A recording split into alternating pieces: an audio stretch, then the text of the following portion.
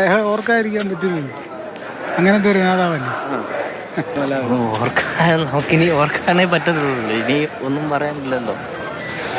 നല്ലൊരു മുഖ്യമന്ത്രിയായിരുന്നു, നല്ലൊരു പ്രതിപക്ഷ നേതാവായിരുന്നു, നല്ലൊരു സഖാവായിരുന്നു.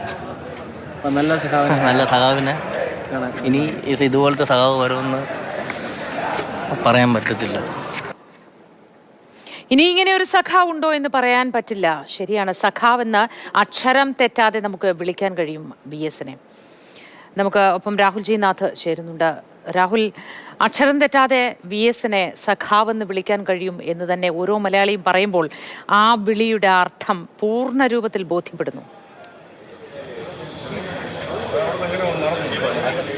തീർച്ചയായും അങ്ങനെ തന്നെയാണ്. അങ്ങനെ തന്നെ വിളിക്കാൻ കഴിയുമെന്ന് പറയുന്നത് ഒന്ന് പിന്നോട്ട് സഞ്ചരിച്ചാൽ ആ ജീവിതത്തിൽ ചെയ്തിട്ടുള്ള അല്ലെങ്കിൽ കടന്നു വന്നിട്ടുള്ള ഓരോ ഘട്ടങ്ങളെയും പരിശോധിച്ചാൽ നമുക്കത് മനസ്സിലാകും. കാരണം സഖാവെന്ന് പറയുമ്പോൾ ഈ സദാസമയം കൂടെ ഉണ്ടാകുന്നത് എങ്ങനെയാണെന്ന് ചോദിച്ചു കഴിഞ്ഞാൽ അത് അവരുടെ പൂർണ്ണമായി ഒപ്പമുള്ള മനുഷ്യൻ്റെ അവരുടെ സ്വരത്തെ സംഗീതമായി ആസ്വദിച്ചുകൊണ്ട് അവൻ്റെ വിഷമങ്ങളിൽ പങ്കുചേർന്നുകൊണ്ട് അത് പരിഹരിക്കാനുള്ള ഇടപെടൽ നടത്തിക്കൊണ്ടാണ്. കാരണം തയ്യൽക്കടയിൽ ചേട്ടൻ ഗംഗാധരനെ സഹായിച്ചുകൊണ്ട് തയ്യൽക്കടയിൽ തുടരുമ്പോൾ അതൊരു തൊഴിൽ മാർഗമാക്കി എന്നോ നഷ്ടപ്പെട്ടു പോയ ആ സമാധാനവും സന്തോഷവും ജീവിതത്തിൽ തിരിച്ചു പിടിക്കാമെന്ന് ചിന്തിക്കാതെ അന്ന് ആ തയ്യൽക്കടയുടെ ഭാഗത്ത് വരുന്ന തൊഴിലാളികളുടെ സങ്കടം അത് ചെവി കൊണ്ടല്ല മറിച്ച് ഹൃദയം കൊണ്ട് കേൾക്കുകയാണ്. ഇങ്ങനെയും തൊഴിലാളികളുണ്ടോ, ഞാനും തൊഴിലാളിയാണല്ലോ എന്ന് പറഞ്ഞ് അതിനെക്കുറിച്ച് കൂടുതൽ അറിയാൻ ആസ്പിൻ വാളിൽ പോകുന്നു. അവിടെ ഒരു തൊഴിലാളിയായി അവരുടെ ഇടയിൽ ഉണ്ടാകുന്നു. അപ്പോഴൊക്കെ ഉണ്ടാകുന്ന ചിന്ത, ഇതിൽ നിന്നൊരു മോചനം വേണം, അത് അവരെ പറഞ്ഞു മനസ്സിലാക്കണം. ആദ്യം എന്താണ് ചൂഷണം, നിങ്ങൾ എങ്ങനെയാണ് ചൂഷണത്തിന് ഇരയാകുന്നതെന്ന് അവരെ പറഞ്ഞു മനസ്സിലാക്കുക എന്നുള്ളതായിരുന്നു അച്യുതാനന്ദൻ്റെ മുന്നിലുള്ള ദൗത്യം. അതിനെ VS കണ്ടെത്തിയ ഭാഷ, ശൈലി, അതൊക്കെ തന്നെയാണ് പിന്നീട് കേരളം ഉടനീളമുള്ള മനുഷ്യർ കണ്ടത്. അന്ന് തൊഴിലാളികൾ മനസ്സിലാക്കിയ അതേ ആശയം അതേ വ്യക്തതയോടുകൂടി അതേ ദൃഢതയോടുകൂടിയാണ് പിന്നീട് മലയാളികൾ മനസ്സിലാക്കിയത്. അതുകൊണ്ട് തന്നെ ജീവിതത്തിലേക്ക് പുറകിലേക്ക് പോയാൽ പിന്നീട് മുന്നിലേക്കും വന്നാൽ, അതായത് ആ ജീവിതത്തിൽ ഏത് തരത്തിൽ സഞ്ചരിച്ചാലും VS-ൻ്റെ ജീവിതത്തിൽ ഏത് തരത്തിൽ സഞ്ചരിച്ചാലും നമുക്ക് അത്തരത്തിൽ ഉറച്ചു പറയാൻ കഴിയും VS എന്നത് സഖാവായിരുന്നു എന്ന് പറയാൻ കഴിയും എന്നുള്ളത് തന്നെയാണ് ഏറ്റവും പ്രധാനമായ കാര്യം. അത് ജീവിതത്തിലുടനീളം പകർത്തിയ ആ ഒരു അനുഭവ പാഠമാണ്. ആ അനുഭവ പാഠത്തിൽ നിന്നുകൊണ്ടാണ്, അനുഭവ സമ്പത്തിൽ നിന്നുകൊണ്ടാണ് VS തീരുമാനങ്ങളെടുത്തത്.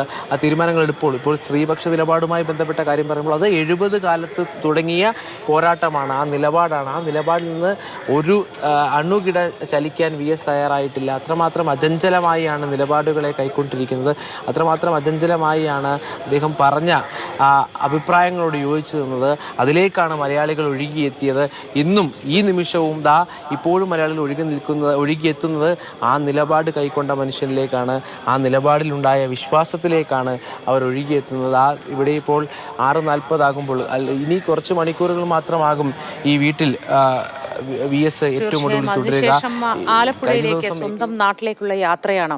അവിടെ നിന്ന് വർഷങ്ങൾക്ക് മുൻപ് തുടങ്ങിയതാണ്. 40-ൽ ആരംഭിച്ച പാർട്ടി പ്രവർത്തനം പിന്നീട് പല ഘട്ടങ്ങളിലൂടെ കടന്നു വന്ന് പോരാട്ട വീര്യത്തിൻ്റെ ചൂട് ജനങ്ങളെ പരിചയപ്പെടുത്തി ഇതാ തിരിച്ചുള്ള മടക്കമാണ്. വിപ്ലവകാരി എന്നാൽ പ്രശ്നങ്ങളുടെ വേര് തേടിയുള്ള പോക്കാണ് എന്ന മാർക്സിയൻ തത്വം നമ്മളെ പഠിപ്പിച്ചത് VS ആണ്. VS-ൻ്റെ തിരിച്ചുപോക്കാണ് ഇനി. ആലപ്പുഴയിലേക്ക് വലിയ ജനാവലിയുടെ അകമ്പടിയിലായിരിക്കും ആ മടങ്ങിപ്പോക്ക്. ഈ ജനകീയത ഉണ്ടാക്കിയെടുത്തതല്ല, ഉണ്ടായി വന്നതാണ്.